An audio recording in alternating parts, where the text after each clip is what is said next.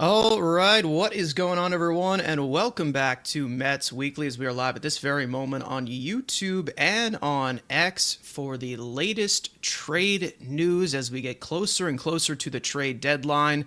And we will discuss all of the latest news and rumors and all the recent reports of what we are hearing and what is next for this team. But before we get into that, I want to remind everyone to subscribe to the Mets Weekly YouTube channel for new episodes of our regular podcasts that are recorded after every single series of games during the regular season. For those of you watching or listening on playback, you want to join the conversation when we do go live, make sure to turn on those post notifications. And for those of you in the live chat right now, we'll try to star as many. We'll try to pull up as many as we can to keep the flow of the conversation going. And make sure to follow Mets Weekly on X and on TikTok for my co-host Frank, his instant post-game reactions after every single regular season game, which are titled the Mets Frankly Post-Game. So without further ado, let's get into this news. So you may notice that I have some friends with me on the screen. We've got Evan and Matt from Mets Central. You guys have been here many times before. And we're just going to break down this trade, what the Mets need to do afterwards. We'll have a little bit of a further discussion of some of the other reports that we've seen come out. But the Mets today have made their first culture-changing move of this deadline, acquiring Gregory Soto from the Baltimore Orioles in exchange for two pitching prospects, one that is ranked 19th overall in Wellington, Aracena, and then an unranked prospect in Cameron Foster, who has been an organizational guy for many, many years. So the Mets make their first add to the bullpen. We expected them to make additions to the bullpen. So, Evan, I'll go to you first. Obviously, first impressions, and what do you think about this trade? Mets get a little bit stronger in the bullpen, definitely, adding a left-handed option that can throw harder as compared to somebody like Brooks Raley, who is a soft tosser from the left side. Yeah, I mean, it's not a secret that this team has needed to add relievers for weeks now, and it finally got to the point where they could actually acquire relievers. And I like this because of the fact that I was bringing it up on our show before, especially that with Brooks Raley, I feel like you really want to ease him back in compared to letting him go back-to-back days often. So it's great to have another lefty option where you could give Brooks Raley a little more leeway where you just didn't have that before because it was Waddell or Lovelady, Castillo, and all these other garbage pitchers that you had before. I like it. I think that it's a low risk move, and I get that, like Gabriel's saying in the chat, that there could be upside with um I don't even know how to say his name, but Arcena, Arencia, that's how you say his name, Yeah. Arencia. I get that there's upside there, which I didn't even hear much about him until today, to be completely honest with you. And usually I'm in tune with the prospects, but it also goes to show that like there are still other prospects that have that same ceiling because the things I saw is that he's a reliever prospect most likely. Like they have guys Yes. like Lambert in the system right now that I think are still going to be viable options down the road. So you trade the quantity that you have there to help you win now. You don't go out and sign Juan Soto to a record-breaking deal to, build the farm up and then, slowly build your way to contention. You brought him here to win, and obviously you want to have sustainable winning, but that's beyond that. You want to try to win this year right now with him in his prime, with Nimmo having a career year, Pete Alonso, you don't know what the future is going to be there. So you got to go out and acquire guys like this. There's still obviously work to be done. Martino is talking every 2 seconds about how they're going to still try to acquire more relievers. I think if you could get someone to pair with Edwin Diaz in the back end, then this bullpen is in really good shape. I still wonder, and I suggested this earlier with Matt on our show in the season, where I wonder if there's a world where they move maybe Jose Budo and do like a reliever swap type of thing. Because maybe a team views him as a starting pitcher and you could get maybe a better arm in that regard. So I don't know if they're going to go that route, but it is an idea just because Jose Budo has been wildly inconsistent. I'd like someone that's a little more consistent back there, but it's a start. There's still more work to be done with this pitching staff as a whole. And, you know, outside of the walk issues, I mean, this is just a good ad. I know people are scared because his ERA is almost 4. He had two bad Yeah. outings where he allowed 3 runs. It's a reliever. It happens. But yeah, good ad. Yeah. Yeah, again, it's with guys in the pipeline. Obviously, you have the guys in the higher levels that I think we have a little bit more of the notice of. But Wellington RC has actually had a really good season so far. Seemed to be a breakout. He's been with the organization since 2022.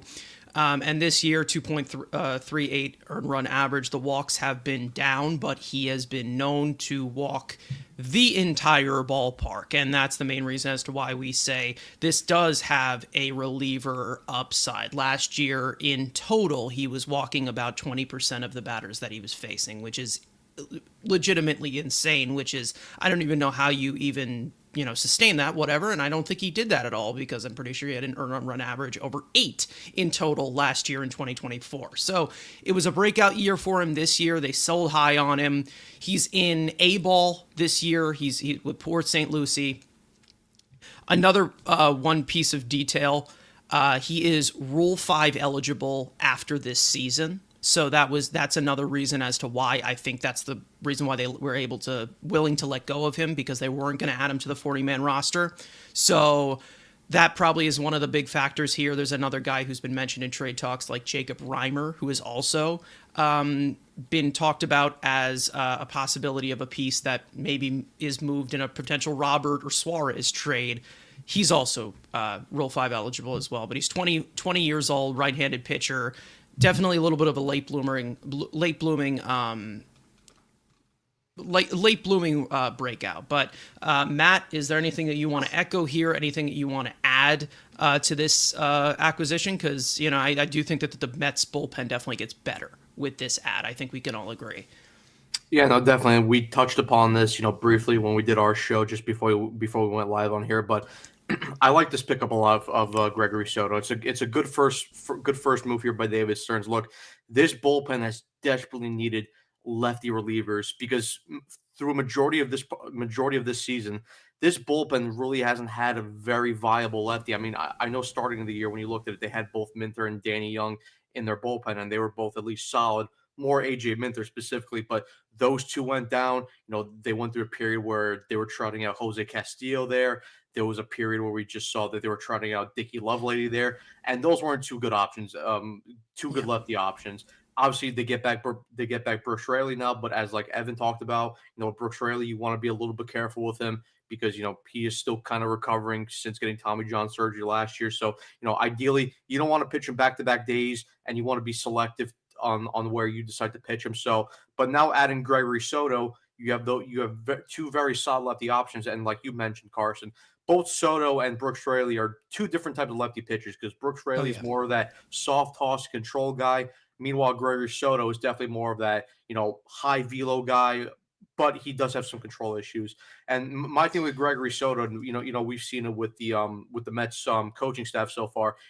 Both Jeremy Hefner and both Desi Driscoll have done a very good job in terms of the pitching side, in terms of getting the best out of those guys. So hopefully now with Gregory Soto, you had that velo upside, but hopefully, under those two coaches, and then in some time in the Mets pitching lab, hopefully, the walk issue kind of, works out a little bit for Gregory Soto. But I still like to add, because I mentioned this guy, high velo, 86 percentile, averages about 96.8 miles an hour on the fastball. As I mentioned, the walks, a little bit of an issue, 11th percentile, but he strikes out a ton of guys.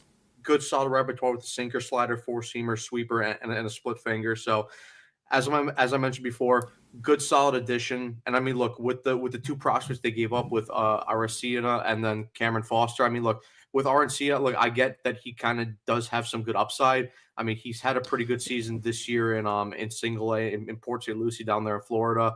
Can touch 100 miles an hour. But look, as we talked about it on our show, with those type of guys, specifically more Aracena, he's not going to be, helping this team until 3, 4, 5 years down the line.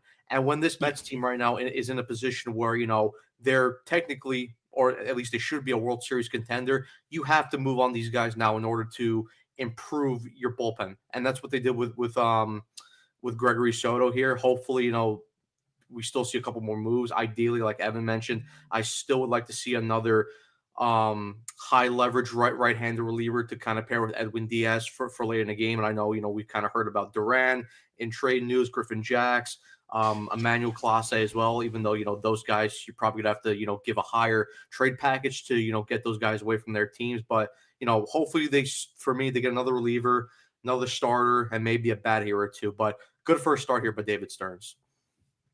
Yeah, I mean, still there is some work that has to be made done, and I've talked about it so many times, saying that my expectations are low, and I know that there's probably going to be, at best, a bat in center field that they add here, but the bullpen needs to be a piece of emphasis of, like we have said, because of the depth needed. With the starters struggling to go past 5 innings a lot this year, it's really been a issue. And, I think there is needs on this team that the Mets are probably not going to end up. They're probably not going to end up, filling in, and that really sucks. I think that they have their hands tied a little bit.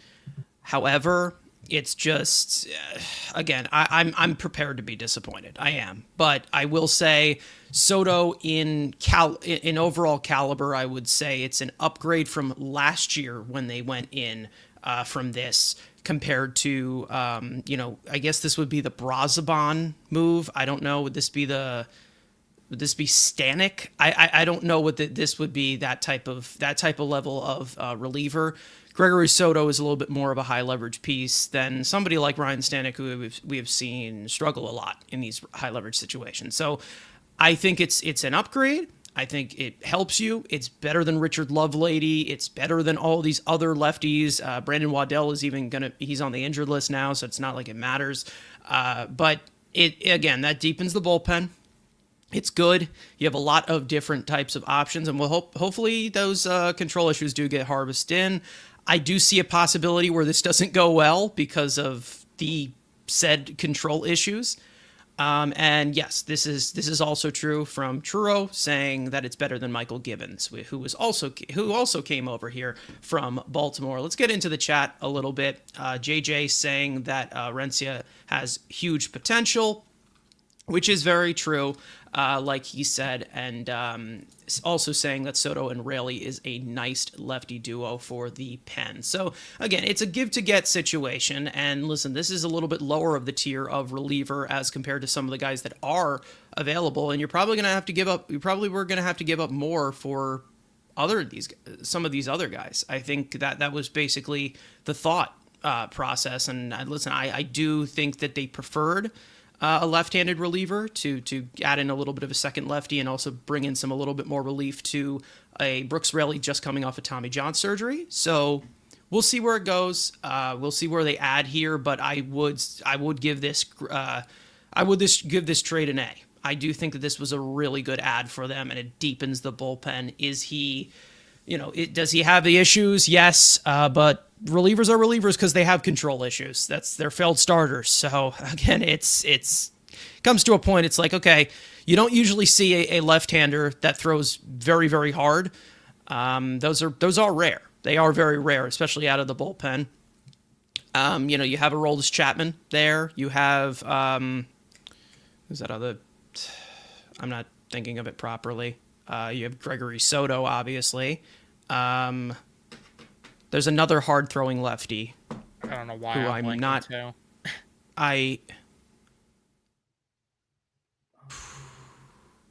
Oh my God. Yeah, I mean it's rare. Let's just say that. With that example, it's very, very rare. I have to know who this is, but yeah, is that? I'm blanking. I have no idea. But yeah, and Truro says he is great against lefties. This is one thing that was pointed out, I think, by Will Sammon or Pat Ragazzo. I don't know which one, but credit to both of them just to cancel it out. Soto, left-handed hitters have been tormented by his stuff this year, which is good, not seeing reverse splits in that way. Were you talking about Alvarado? Alvarado. There you go. Exactly. How could I forget Jose Alvarado, our good friend from Philly, who will not be eligible for the postseason. He's a big boy. He's got a lot of thickness to him. Let's see. Yeah, so right-handed hitters have not been producing as much power against him. But he has struggled a little bit to miss bats against them. But left-handed hitters, he is mowing them down. 31.4% K rate this year. And also they have about a 500 OPS against him. So that's pretty good. Very, very good. Daniel Cap saying maybe the lab is what Soto needs. Possibly. And then I also looked this up just to make sure. He is not related to Juan Soto. Just letting everyone know. I don't know. I mean, they're both from the Dominican Republic. I don't know if they know each other. But they are not related. He's 30 years old.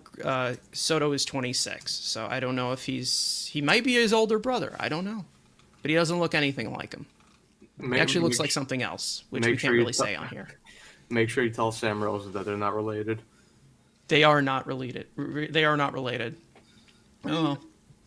Another thing I'm finding interesting just by looking more into Gregory Soto's numbers, he's so much better in high leverage spots than medium and low leverage spots. Just looking at the Fangraph splits, he's got a 2.13 FIP in high leverage spots compared to in medium leverage, he's got a 3.37. He's got a 4.01 in low leverage spots. So it would be nice to have someone that can actually pitch well in high leverage spots for once.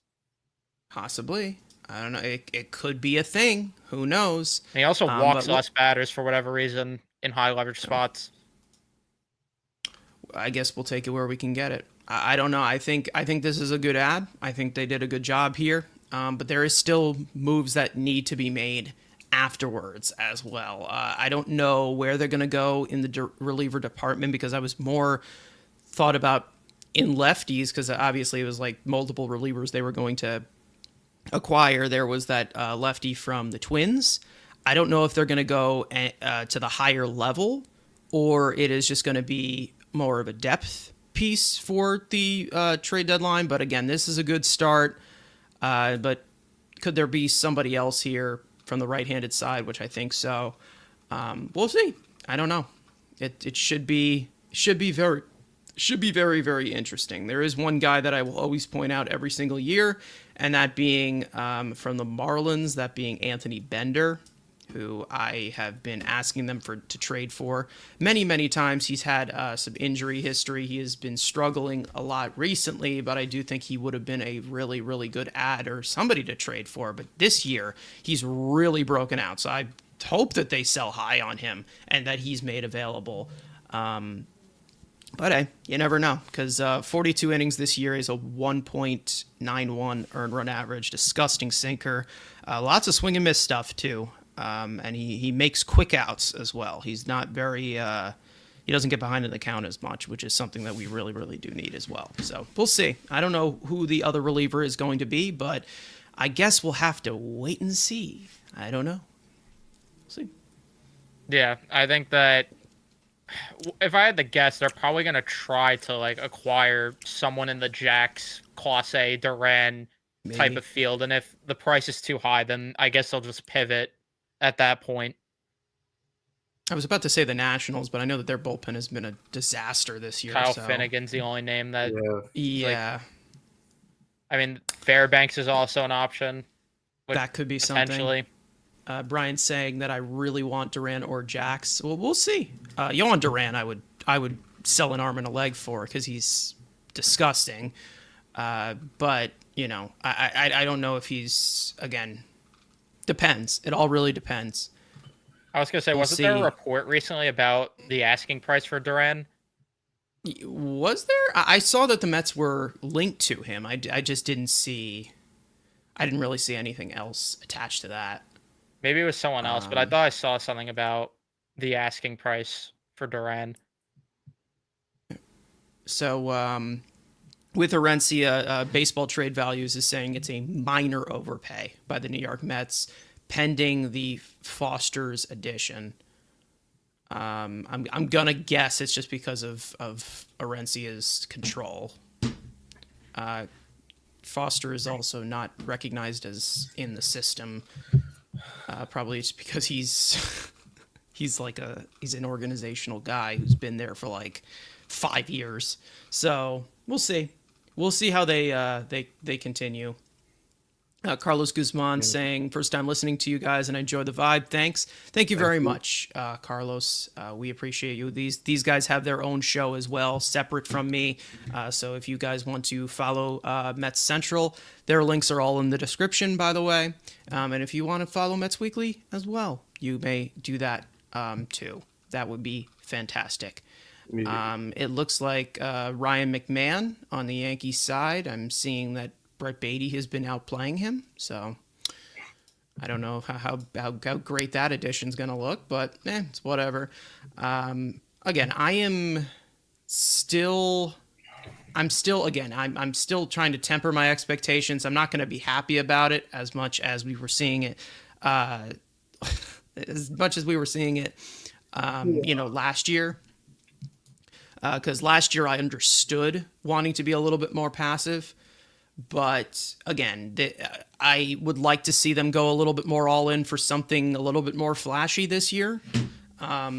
If that ends up being Luis Robert, I've said I've warmed up to it, but it all depends on the price. Will it look like a overpay in somewhat because there's a lack of demand a lack of supply on the trade deadline, on the trade market right now?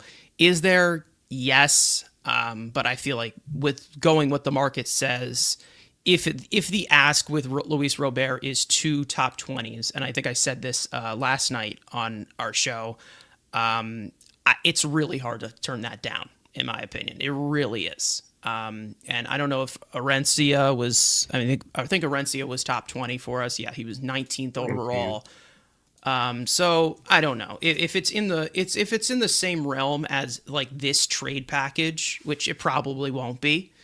If it's in the same realm of that, I can't turn that down. I can't. There's no way you can turn that down while you're watching, a platoon of Tyrone Taylor and Jeff McNeil. And as much as we like Tyrone Taylor, we know he is a fourth outfielder, and Jeff McNeil does not belong in center field. Whether he's played good center fielder or not, his arm doesn't belong there, and his health concerns does not belong there of what he's had recently where he's too banged up. So I would love to see an upgrade at center field. I think that they're just going to stay put at third base. But the thing that makes things interesting is the DH spot if they move Marte, because you have to get another bat then at that point. Because what are you going to do? You're going to get rid of Marte and bring in only Robert? Like, to me, that's sure the upside with Robert is way better than what Marte is, but you're still subtracting from what you have there. Like, you got to do something else at that point. Yeah, I don't know. We'll see. We'll see how they add there. I'm confused because we've seen that there's inquiries about Starling Marte, which I just don't think is going to end up happening. But we'll see. I don't know. I'm a little bit. I'm expecting one bat at best. We got Mike Lowry coming in here with $10. Thank you so much. Saying, what would be a realistic all-in trade the Mets could make in your opinion?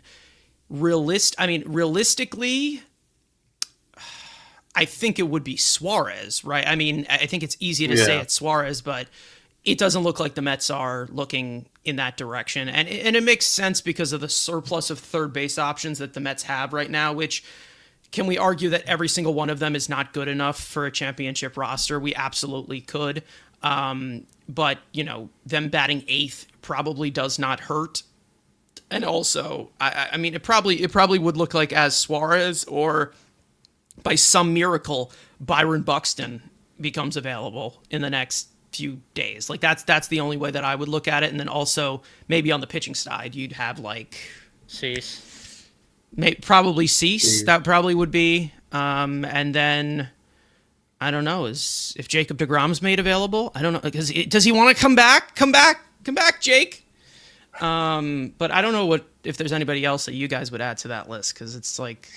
I mean, maybe if the Padres end up like getting super aggressive for Jarren Duran, maybe Jackson Merrill becomes available, but that's another guy in the Robert profile to where you're kind of banking on him bouncing back from what he was the prior year. So And I don't even know if they'd move him. Like maybe they want to have both Merrill and Duran on the roster, which is entirely possible. I don't know. I mean, another guy I would have liked, and I'm surprised that they even have this type of record. Not that it's a great record, but they're over 500. I mean, the fact that the Cardinals are somehow 53 and 51 and over 500, because I would have loved to get Ryan Helsley as well. I mean, that's another guy, back end, high end. He's been talked about, yeah. Like we brought up the Class A, the Jarren Duran types. I know Helsley again fits in that righty high end back end reliever type, to where okay, even if you lose Edwin Diaz next year per se, let's say if he opts out and another team blows him away with a contract offer, okay, at least now you have a fallback backup option in having Ryan Helsley. So, but I just don't know if the Cardinals are going to look to sell. Which again, it's another reason why the trade deadline needs to be pushed back into August. Because not enough teams are, they don't know what they're doing yet. If they're going to sell, if they're going to stay put, if they're going to end up buying and being aggressive. I just, for me, the trade deadline needs to be pushed back because it's way too much of a seller's market right now. Yeah, it's just. I mean, the other name I do like is what JJ said, by the way, with Quan. But yeah, I mean, they do have to move the deadline back because it's just like even the Guardians, like, are they going to sell because they've been heating up lately and now they put themselves 3 games out? So it's like, are they even gonna sell these guys when a lot of them have control still? So I don't know anymore about that. Like the only definite sellers I would say are the White Sox, A's, Orioles, and I would probably throw the Angels in that mix in the AL. And then for the NL, I mean, the Rockies, the Nationals, but unlikely that you're going to get anyone. Kansas City could be. The possibly. Royals, maybe. Yeah, I mean, the Pirates, the Braves, but you're not making a trade with the Braves. And then the Marlins, and then it looks like the Diamondbacks are selling. So outside of that, I mean, and then the Twins as well, I guess, in the AL. But maybe the Guardians. Like, if the Guardians or Rangers became sellers, I mean, that changes the market a lot. And then same with the Cardinals even. Yeah, I mean, the Guardians have a lot of pieces. Stephen Kwan, I mean, I don't know if does he play center field? You're gonna have to ask Cody on that one. I mean, I don't know. If I guess the idea, if they got Stephen Kwan, you would still have to probably go out and get a center fielder. But like if you moved Marte, I guess you would maybe put Kwan in left field, have Nimmo and Soto kind of like take turns DHing. Sort of thing, and then still get a center fielder. I don't know. Maybe that's how you would mix Laureano could also be okay. Like he's had a really good year, but he's also had some really bad as well. I mean that would be a solid cheap option, but it's not an all-in push in that category. So I mean JJ's saying Quan has played okay. Has played center field, so maybe. He's played 31 innings in his career in center field. So I don't know how he is out there. Yeah, I don't know. He does have a strong enough arm for it. He's played one game in center field this season. All right, well, he's got a lot of experience, so put him out there. Let's see. I don't know, because it sucks, because like Quan's bat would be... I feel like that's something that would be perfect for this lineup with what they need, to be honest with you. Like, he would fill the void that Jesse Winker has left behind in that regard. Possibly. Yeah. Maybe. I don't know. To me, like, I don't know. I don't really know about the fit, to be honest. Like, he would be an upgrade, obviously, and he'd make the lineup better. But also, I feel like you've gotten this new and improved version of Jeff McNeil. Like, why are you bringing the old one back? Like, why do you need the new McNeil and the old McNeil? Like, they're very, very similar hitters. Like, they really are. Like, they don't chase. They make a lot of contact. And then you also just don't see them you don't see them try it all to hit the ball over the fence. And, they don't hit the ball hard. They don't barrel it up. They're not an EV guy, not good bat speed at all, which has improved for McNeil, but Quan has some of the worst. And I don't know. I just I just don't think it's going to be. I don't think it's a fantastic fit. It just kind of just adds on to the depth of the lineup, which would still be fine, but I just don't think that would be looked at as the big all-in type of thing. I don't think it's. I mean, I don't know if we're talking about it as the all-in or the shiny type of thing, because the shiny would be Luis Robert, but again, he's struggled recently, so yeah. Andrew, but all right, yeah, like I don't know with the Robert thing, I just keep going back and forth on if I like the idea or not, because it's just the problem is with this hitting lab, just they never get the best out of guys. So it's like, are they going to get the best out of Robert? I don't know. Like that's the thing that I keep going back and forth on, because if you get what he was, then obviously, there's your perfect answer to hit 5th or 6th in the lineup. But I just don't know if you're going to get that. And the thing that concerns me is just how few walks he's able to draw. I mean, he doesn't draw any walks at all. No, he doesn't.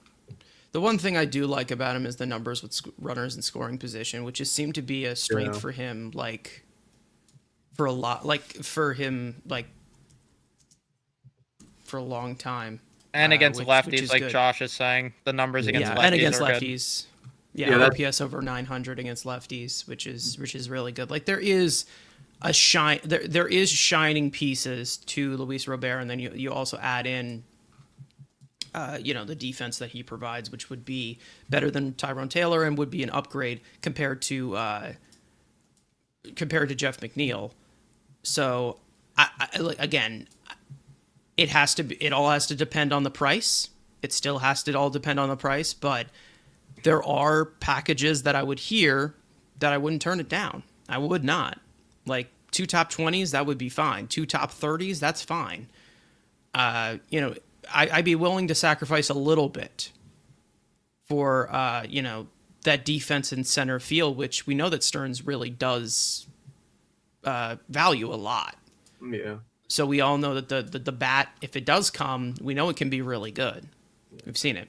Yeah, that's the thing, because like me and Evan, when we went to the final game of the Angel series, we were talking about both Mullins and Robert walking back to the car, and we were saying, like the difference between Mullins and Robert is Mullins is probably the more safer option in center field. He definitely has the higher floor, but definitely does have the lower ceiling compared to a guy with Robert, because with Luis Robert, if you do trade for him and you end up getting any type of resemblance from the 2021 Luis Robert, you're getting a very good player in center field. And ideally, when you look at Luis Robert's skill set, specifically more the 2021 version of him, that's your stereotypical David Stearns type of guy, where very good bat, can hit for contact, can hit for power, very good on the base paths, has good speed, can steal a couple bases here and there, and has a very good bat in center field. I mean, has a very good glove in center field, excuse me.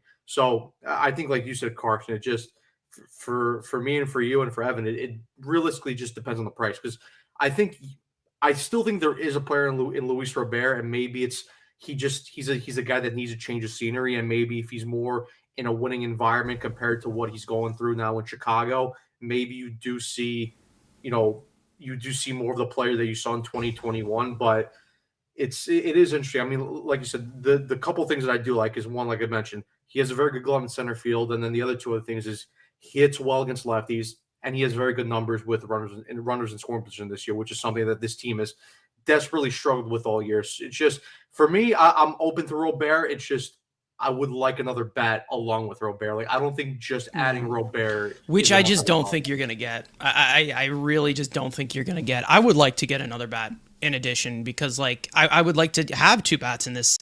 I just don't think it's going to happen because of just how the market is now, where there's basically 1 bat for everyone at this point. Like, I don't see any other team acquiring like 2 bats or 3. Like, I would be surprised if that does end up happening because of the scarcity with hitters on the market. Like, I am expecting the Mets, like my highest expectation is my highest expectation of what I think the Mets are going to do is after getting Gregory Soto, get another reliever, and then they end up getting either Robert or Mullins. That's what I think is the highest expectation, which, again, is it enough? I don't think so. I don't think it is enough, and I feel like you're kind of, maybe raising the ceiling a little bit, but the floor is probably going to stay the same, or it might lower with somebody like Luis Robert, who we have seen have really bad stretches, and he had a really bad season last year. He's having a rough season this year, and since he was doing very well in small sample sizes, but still getting hurt. So I don't know. There is a risk involved with Robert. I've talked about it before. Robert, Robert, whatever we're calling it. I've talked about it many times before. There's injury history, which he's been relatively healthy this year, so that's good. And then there's also been reports about the work ethic. I don't know if that's completely overblown, but that's not going to work well in New York if that carries over from Chicago. And I know people are saying, well, nobody wants to play in Chicago. Well, it's not making the job easy, because selling low on low stock with Robert playing the way that he has, that doesn't motivate anybody to trade you off of that team that you don't want to play for. So that's the thing. It's all really about, the selling at the low value, okay. Well, you know what, Ibby, how about you go live for this one? And then I won't question your work ethic. How about that? Damn, coming in hot every single time. Whatever. But no, I mean, I'm not going to say it's similar to the situation we had with Alex Ramirez, the prospect that just did not pan out at all, because Robert's obviously progressed throughout his career.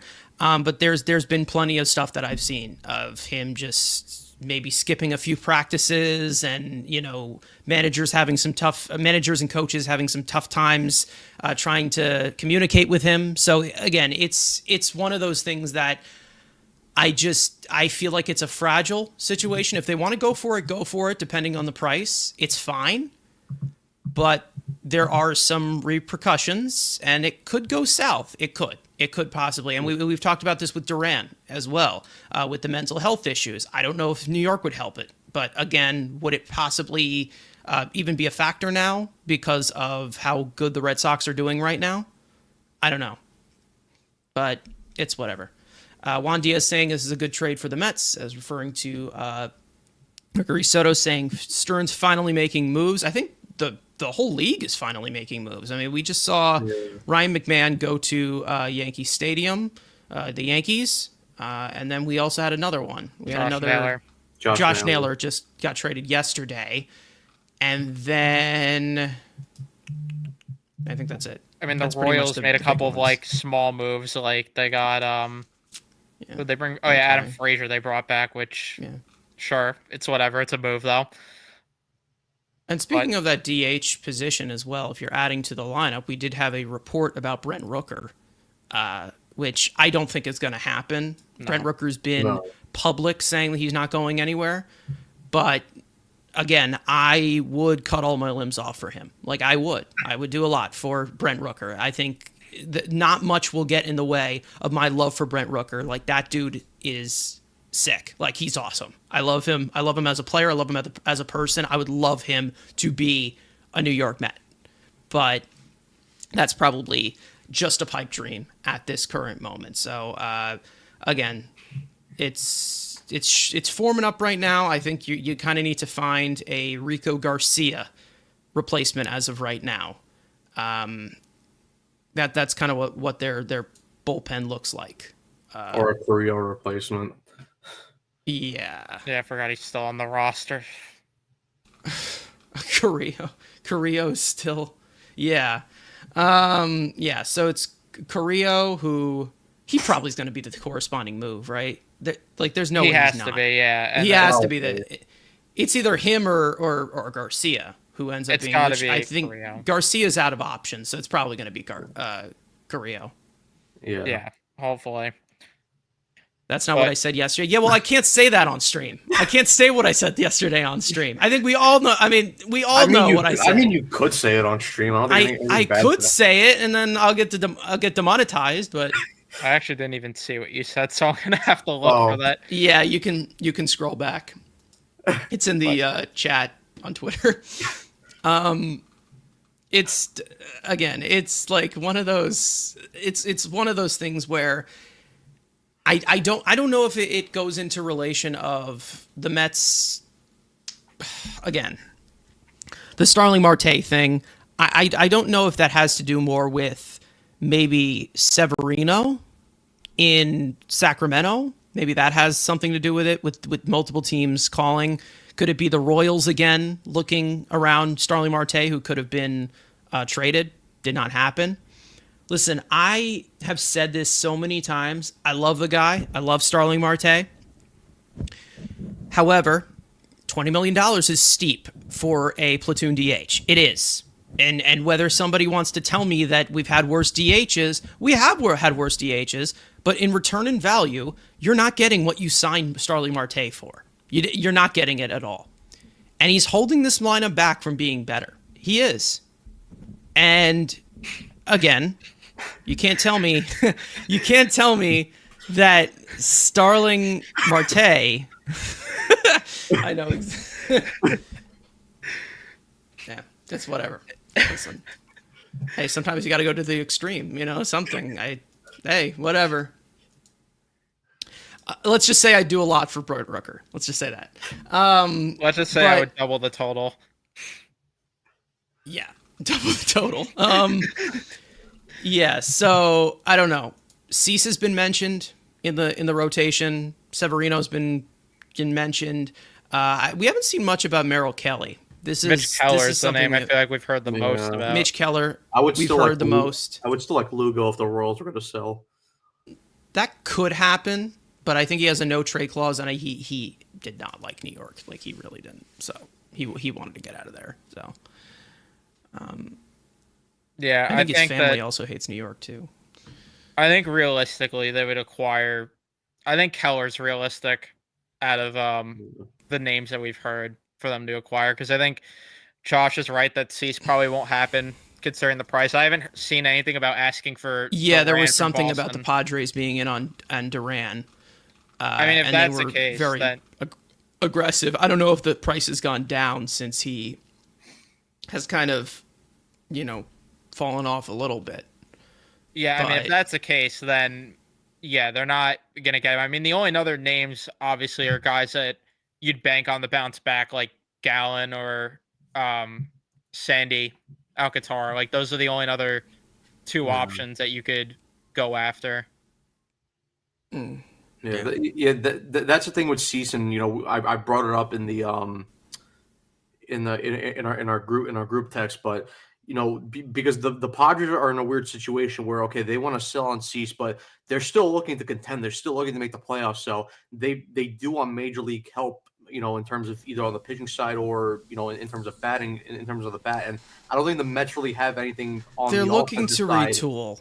Yeah, I don't think the Mets have anything on the offensive side that would intrigue the Padres. I mean, okay, do they view Mark Vientos as a good piece? I mean, sure they could, but I don't know if they would want Mark Vientos. They're looking. The Padres are in retool mode, trying to change the culture a little bit, trying to change switch up the decor a little bit. Maybe make some upgrades. Get that. I don't know. Yeah. Yeah, get their Miller, something like that. Yeah, there's a little bit of Ranger Central for you, Andrew. There you go. Carson Susie. Yeah. Juan Diaz getting the Mets ain't going to get a starting pitcher. Asking price is too high. They're going to add bullpen pieces. Hopefully Robert Center Field, DH, I don't know. Yeah, I think there's going to be one bat. And like I said, I think that there's going to be 3 additions. This is one of them. There's going to be another reliever. And if there is another addition in addition to that, it's either going to be another reliever after that, or it's going to be a center fielder, and it's either going to be Mullins or Robert. That's what I would say. I don't see them being flexible with the DH side, regardless of the calls about Marte, because Marte is way too valuable to that locker room. I feel like everybody's head would be shattered if he went. Like, that's literally how soft I feel like this team is sometimes. Anyways. Yeah, familiar feeling with that one. But I mean, yeah, that's the thing. It's like it could get to the point, like Juan saying, that they just call up some of the younger guys. I don't know. I Yeah. feel like that's a thing that they're gonna try to acquire. I think they'll be in the market for a starting pitcher. I think they'll be in the market for more relievers. But if they don't get them, I mean, they're gonna have to call up these prospects, and it's just gonna get to that point. Yeah, Mhm. I don't know. Lambert will probably be next year, probably, and then Nunez maybe a little bit longer after that. I do think that they may consider. I mean, if they don't get a center fielder, does it open the door for Gilbert? I don't know because he has really had Gilbert's been really good recently, so I don't know. Will he help? I don't know, but he's been really really good in AAA recently. Yeah. That's the thing. It's like there are just so many prospects in the system that I really don't mind moving off of. It's just a matter of like what you could get for these guys, and then obviously some of the guys even on the roster. Like I personally don't think you could win a World Series with Vientos on this roster right now, unless he's bouncing back to what he was last year, which there's been no signs that that's going to happen. And then Acuna, I would at the very least like them to get like a backup infielder because I don't know, like you're getting nothing from Acuna, you're getting nothing from Vientos, and then there, like I said with the prospects, like I still wouldn't mind moving Gilbert just because if you're not going to call him up now, I mean, when are you ever going to call him up? He's about to be 25. So, TikTok here, and also he's Rule 5 eligible at the end of this year as well, which is something that Josh is saying. If Gilbert isn't traded, he will be called up. So, would he be someone who is called up on September 1st? It's possible. That could be possible. I do think that Gilbert is the most likely of the young guys to get traded. I do believe that. I still have said that. Would it be in a Robert trade? Probably not. Would it be as part of one of the pieces for like Cease? Maybe. I don't know what that would look like. I think they're going to be opportunistic in all of the starter center field relief pitcher fields. But third base, I think that they're just gonna, third base is gonna just, I think that they're just set with, the Beatty, Mauricio, maybe a little bit of Vientos carousel, which again I don't think is the best thing for overall consistency for any of these players. But what are they gonna do? I don't know. A lot of this stuff has been inherited by Stearns, so I feel like he's just trying to weave through it as the best that he can. So I don't know. I think that he does need a trade to stamp on though, because I don't think that he hasn't really had a monumental trade just yet. So if that ends up being Cease or Robert, more the merrier, I guess. Anything that makes us better. But it all depends on the price. We all know it does. I mean, me and Evan, we both briefly touched upon this, when we went live before going on this stream. But ideally, if they're going to get Robert, I would like another bat. We would both like another bat. But if they don't, I think Stearns is really banking on the fact that Francisco Alvarez is finally going to take that next step. Which, look, it's maybe not the smartest strategy, but it could certainly pay off. I mean, listen, if I know it's a small sample size, but if Alvarez is finally if he got his head straight and he's finally gonna take that next step to where he's finally that big bat in the bottom of the lineup to where he's constantly hitting home runs, hitting extra base hits, driving in runs.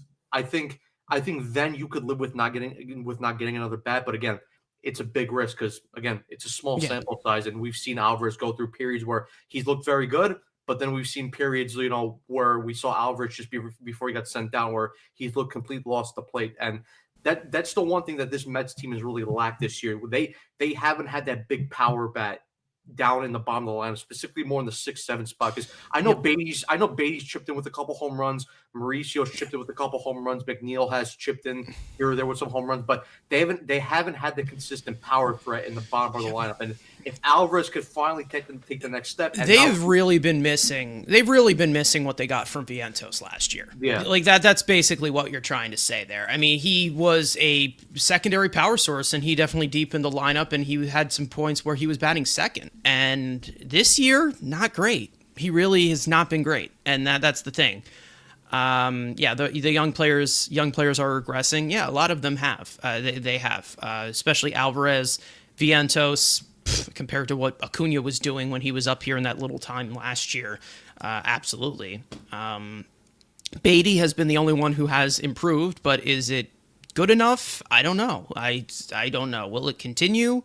Who knows? Because we said this on our show yesterday about Beatty, because like it's been bad start, then a good month, then a bad month, then a good month. So it's a constant roller coaster if that continues with him. And then also the splits on the road as well, which I didn't realize. That's what I was about to bring up. I didn't realize were so bad. I've never seen a Citi Field merchant in my life. So I don't know. I guess there's a first for everything. No. No. I will bully him for the end. That will happen. I will completely take him out. That's it. Luis Robert is not in the White Sox lineup today, so hug watch, boys. Hug watch. Hey, listen, we're about to see this upcoming series, Brett Beatty versus Dom Smith, so it should be an exciting matchup. Yeah.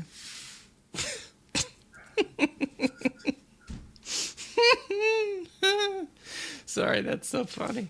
Anyways. Conflicted Dom. All right. Let's see. Robert. I mean, he is walking more this year, but still bad. Still pretty bad. Let's just say that. 19 extra base hits. Sick. Could it be a change of scenery thing? Who knows? The call-in number is a voicemail, which we don't have time for. We're probably going to hop off in about 8 minutes-ish. We're going to probably end it off at an hour because, again, this is just trade stuff. We'll be live probably again. I don't know if these guys can join me or not, but we'll be live pretty again for another trade, and we'll also do a little bit more in-depth on our podcast episodes. But, yeah. One more time, Mets have acquired Gregory Soto from the Orioles in exchange for 2 pitching prospects. The first of culture-changing moves. A series of culture-changing moves. Soto, Gregory, yeah.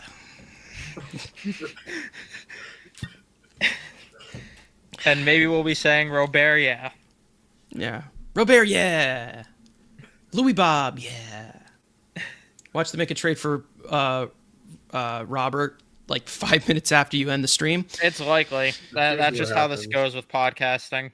It happens. Yeah, timing is rough. Timing can be rough. Definitely can be. It was definitely rough to content create in that that Black Friday sale they had a few years ago where they got Escobar, Marte, and Canna all. Yeah. Yeah, I forgot those all one day.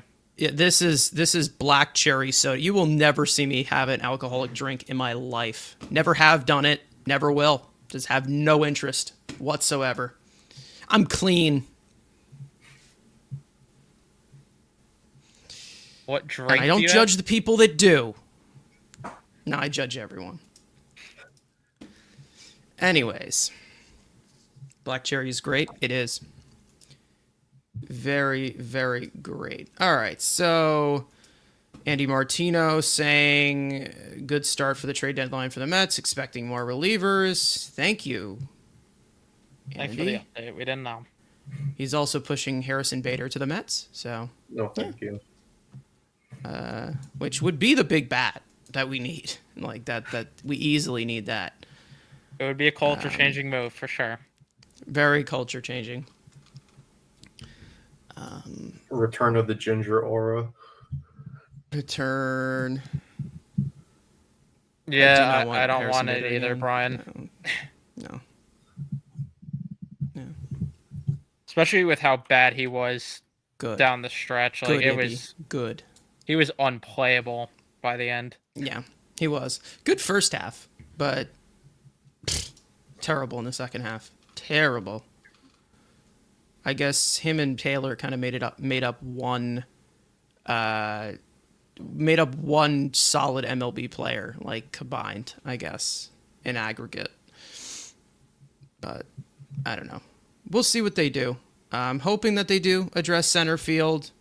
I'm okay with pretty much any of the options, I guess. Bader, I would want the least. But we'll see.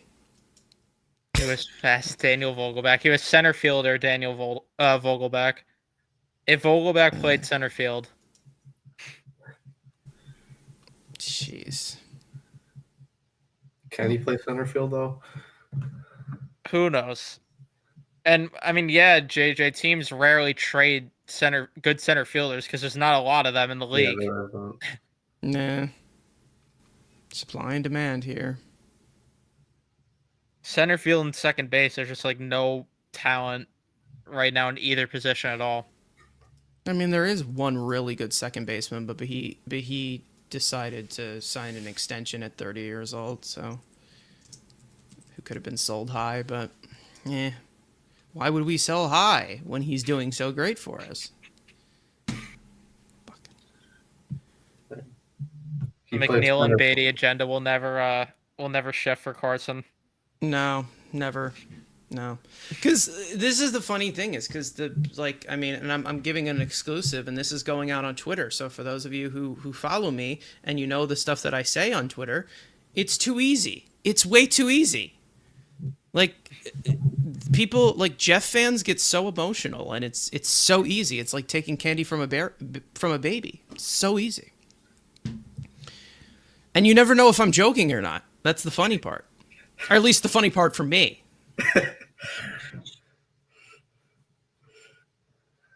Anyways, let's see if there's any other stuff that has gone out here. We talked a little bit about the Starling Marte stuff. Mets now have 2 lefty Sotos who love walks. There you go. Okay. I guess that's true. One more time, by the way, Juan Soto and Gregory Soto are not related. Just letting you know. Whatever. I will have so much to complain about. You telling me I would not like that? Obviously, I want that so I can, it's picking and choosing the battles, that's it. Anyways, I think we're going to wrap it up here. One more time, the Mets have acquired left-handed pitcher Gregory Soto from the Baltimore Orioles for their first addition at the trade deadline. The trade deadline, of course, is the 31st at 6 p.m., and we will be going live for it. So we'll let you guys know of some updates on that in these next coming days. Obviously, we will be live for the recap of the Giants series as well. Obviously, the Frankly post games. Make sure to follow Mets Central. Their links are all in the description, all of them individually as well. Thank you guys so much for watching. We hope you enjoyed the conversation. And if you're watching or listening on playback, again, subscribe to Mets Weekly, subscribe to Mets Central as well, and turn on those post notifications to know when we go live. And all the links are in the description, so go follow us. Good first move. Hopefully we can move on to another one. Definitely some more ads that need to be made to this team. And everybody enjoy the game if you're staying up at 10 o'clock. For the Mets in San Francisco. So we will see you guys next time. Let's go Mets!